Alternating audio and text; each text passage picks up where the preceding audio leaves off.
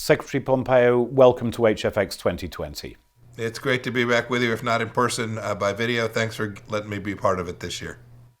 One thing I'm very interested in, Secretary Pompeo, is what ultimately motivates you. When people look at the administration and talk about the administration, they often talk about it in terms of power politics and realism. But a lot of your speeches, you focus on the core issues, on core principles, on values. You often locate your thinking all the way back to Ronald Reagan and the things he stood for. What is it ultimately that is motivating U.S. foreign policy? Well, it's the case that President Trump identified this challenge early on, and the team has now built out a set of understandings that we have been sharing with the world. And first, you have to know what it is you're up against. And the Chinese Communist Party has presented enormous risk to the systems, the foundations, the values that democracies all across the world hold dear. In the same way that Reagan came to understand the Soviet Union as posing that threat, President Trump has come to understand the Chinese Communist Party as doing the same thing. And so whether it's issues of unfair trade practices where hundreds of thousands of European jobs, millions of jobs in the United States were destroyed because the Chinese stole intellectual property, or whether it's the destructive activities taking place in Western China, the mistreatment of these human beings who want nothing more than to live their lives with their families, or whether it's the work that they're doing in cyberspace or in actual space. These are things that pose challenges to those of us who believe in the international order and the systems, and for America, our founding principles that were laid down in our Constitution. And President Trump has taken that set of understandings and begun to build out a response from the United States, and my task has been to build out that response all across the world. There's been a very profound shift in recent years in US policy towards China. For a long time, we labored under what we now acknowledge to be the illusion that the embrace of capitalism or quasi-capitalism in China would inevitably lead to democratization. That hasn't happened. I wonder how self-aware the administration is that you performed what is effectively a 180-degree turn. And you've essentially led the whole of the Western world to look at China in a very different way.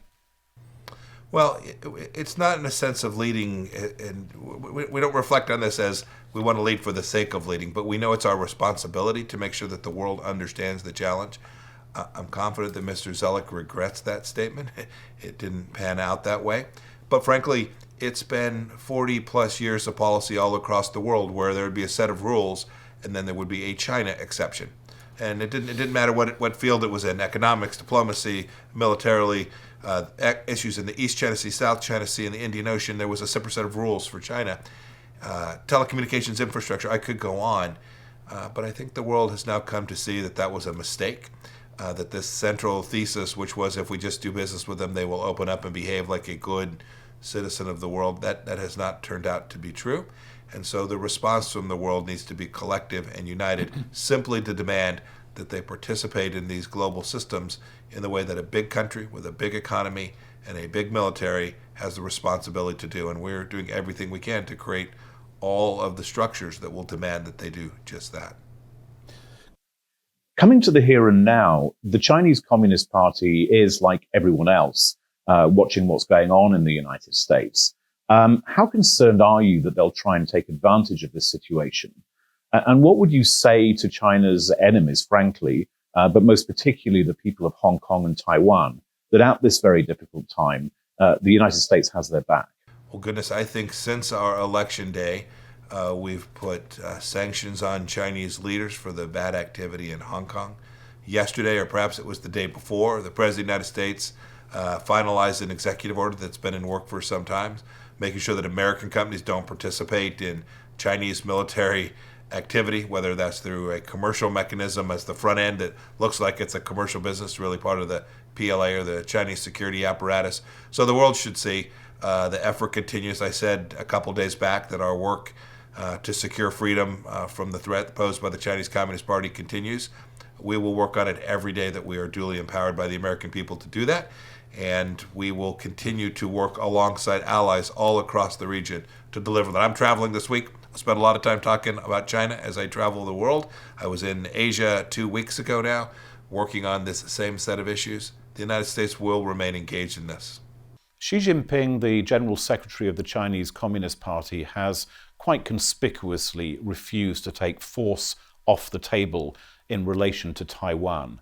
How far is the United States prepared to go to defend Taiwan? Well, the United States policy has been very consistent for decades with respect to China. We have the One China policy. We have the communiques. This administration has honored those commitments. We've honored them by providing defensive weapon systems to the Taiwanese people.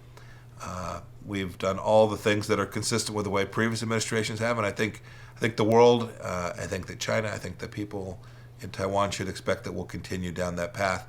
We are very hopeful that just as each nation had made a set of promises, we made a set of promises. The Chinese Communist Party has made a set of promises, that we'll each continue to honor those commitments. And Hong Kong, a related issue, unfortunately, very sadly, it looks like we're witnessing before our very eyes the evisceration of the one country, two systems policy. Is Hong Kong a lost cause? Sadly, I think the evidence that Hong Kong remains a separate entity that is different and apart and not just another communist-controlled city is, look, I think that's the place we find ourselves. We've seen what's happened with people being disqualified from running in elections, and then most of the folks who wanted to maintain these separate are now withdrawing from those elections. We've watched the system continue to be eviscerated. The national security law has made that risk even greater. Look, I still continue to work. We still continue to try and make sure that every country lives up to its promises. But so far, with respect to Hong Kong, Chinese Communist Party has demonstrated it has no intention of honoring the promise that they made now some 50 years ago. Democracies all over the world face interference on a range of fronts from China, whether it be IP theft, whether it be cyber attacks, whether it's this wolf warrior diplomacy. What more in concrete terms can be done to push China back? So I think there's a whole bunch of things. So we have a number of projects. We have different names for them, but we have an idea that says, you shouldn't let the Chinese Communist Party have access to your telecommunications infrastructure. That's very much related to the capacity for commercial theft to take place. So we started what we call the Clean Network. We now have nearly 50 countries who have agreed to participate. There's telecom companies all across the world too, not just nations, but massive telcos all across the world have said, yeah, we get it. We don't want the PLA having access to our code and our source code and our data. The work that we're doing here on CFIUS to make sure that Chinese investments here are straight up and not aimed at national security. We've helped other countries do similar things, make sure they do investment screening appropriately in their country. And then the coalitions that we built up, whether it's with the Quad, we now have a dialogue we're doing with the Europeans, the coalitions we built all across the world who have come to recognize this challenge of commercial property theft, I think will lead to structures, whether that is at the WTO or elsewhere, that put the rest of the world on a level playing field with China, which is simply all that anyone can ask. We simply want them to be treated as every other nation is engaged, and when they engage in activity inconsistent with the rule of law, there have to be real costs imposed as well. To come back to where we started, Mr. Secretary, on the question of principles, as you know, HFX put out a handbook for democracies on China just this week. And within that, we set out the so-called HFX China principles, which are 7 core principles, very basic ideas that we shouldn't submit to censorship, for example, that we shouldn't knowingly buy goods that have been produced through forced labor. International relations isn't just about governments, is it? People also have responsibility. People have obligations if they live in free societies to help people who do not live in free societies. What do you say to people over and above the responsibility of governments? And with respect to things like these HFX China principles, what kind of responsibilities do ordinary people have to promote democracy and to defend their own democracies from the incursions of the Chinese Communist Party? So I've talked about this at some length. Governments need to do their part. You're in Halifax. The Canadian government has done really good work. The Australians, many countries have stepped up to their responsibilities, and they've done so with a response from China that has been cost imposing on them. It's not free to stand up to China. China wants to make sure they set examples around the world so that other countries won't challenge them. But when we move outside of the government realm to private sector actors, to non-governmental organizations, to private business, many of whom make a great deal of money. Those are American businesses that do that as well. Each of them has a moral responsibility as well to think through what it is, the activities their companies are engaged in, and whether that's in their own host country's best national security interest. I was a business guy for an awfully long time. I know my mission was to respond to my shareholders' demands and make sure I took care of my team and my employees there as well and their families. But in the end, we all have responsibility as citizens as well, and we're asking them to step up and make sure they understand what it is they're doing and they're comfortable with the activities with which they're engaged. Thank you. One final question. You mentioned alliances and partnerships, and one of the things we're doing at HFX is to try and imagine alliances and partnerships between democracies for the 21st century. And you mentioned the Quad. And it's very interesting, isn't it, that the narrative, the prevailing narrative, is that the Trump administration has been very bilateralist. And yet the Quad is now heralded as one of the great successes in terms of modern-day partnerships between democracies, the Quad being otherwise known as the Quadrilateral Security Dialogue between the United States, India, Japan and Australia. To what extent do you actually see the Quad as a kind of template for the way we can reimagine alliances between democracies in the 21st century? Look, it's important in two respects. One, the narrative that the Chinese Communist Party wants you to believe that this is a battle between the United States and China. And if you accept that premise, you're heading down the road that the Chinese Communist Party wants you headed down.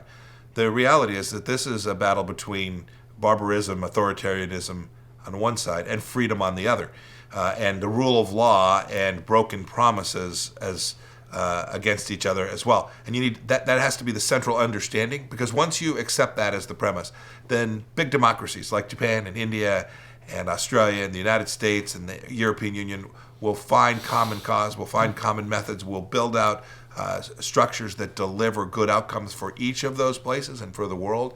And the next century will be dominated by the central ideas of reason and the rule of law in the way that this last one has been, and not the ideas that are propagated by the Chinese Communist Party. Mr. Secretary, thank you very much for joining us at HFX 2020. Thank you very much, sir. So long.